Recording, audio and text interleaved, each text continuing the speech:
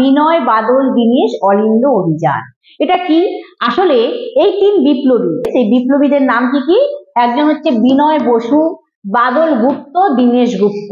এই তরুণ তিন বিপ্লবী তারা কি করেছিলেন, আমাদের যে কলকাতায় যে রাইটার্স বিল্ডিং, এটা তো একটা সময় ব্রিটিশদের অফিস ছিল, সেই রাইটার্স বিল্ডিং এর অলিন্দ মানে করিডর, মানে সামনের যে বারান্দাটা, যেটা খোলা বারান্দাটাকে বলা হয় অলিন্দ, সেই খোলা বারান্দায় প্রথমে হঠাৎ করে ঢুকে পড়েন এবং তারপর সেখানে গিয়ে ব্রিটিশ পুলিশ মানে কারা বিভাগ, ব্রিটিশদের যে কারা বিভাগের যে ইন্সপেক্টর জেনারেল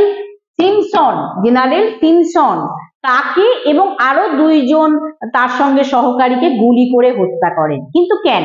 এই জেনারেল সিমসন ইনি কে ছিলেন? ইনি কারা বিভাগের ইন্সপেক্টর বললাম, মানে যে কারা বিভাগের যে কারাগারে আর কি ভারতীয় বিপ্লবীরা থাকতো, সেই সমস্ত বিপ্লবীদের ওপর এই সিমসন প্রচন্ড অত্যাচার করত, টর্চার করত।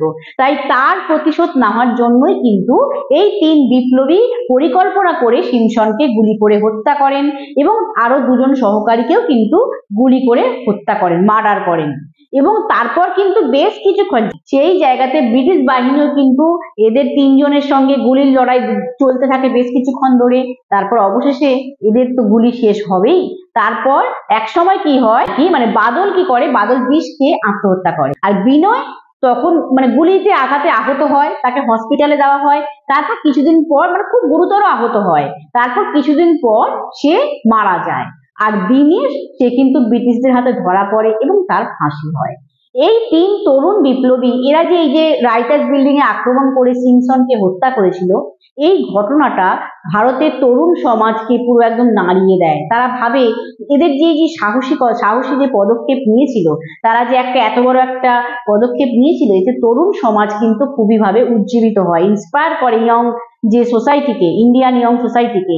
এবং তারা ভাবতে থাকে যে এদের মতো আমরা কেন পারবো না। এবং স্বাধীনতা আন্দোলনের ক্ষেত্রে কিন্তু এদের এই পদক্ষেপটা কিন্তু একটা নতুন মোড় আনে। ইন্ডিয়ান ফ্রিডম যে মুভমেন্টের ক্ষেত্রে কিন্তু এটা একটা গুরুত্বপূর্ণ একটা পদক্ষেপ ছিল, ইম্পর্টেন্ট একটা স্টেপ ছিল বা একটা কার্যকলাপ ছিল। তাই এই বিনয়, বাদল, দীনেশকেও কিন্তু আমরা আমাদের কাছে স্মরণীয় তাদের এই কার্যকলাপের জন্য। তারাও নিজেদের জীবনকে তুচ্ছ করে কিন্তু আমাদের দেশের জন্য প্রাণ দিয়েছেন।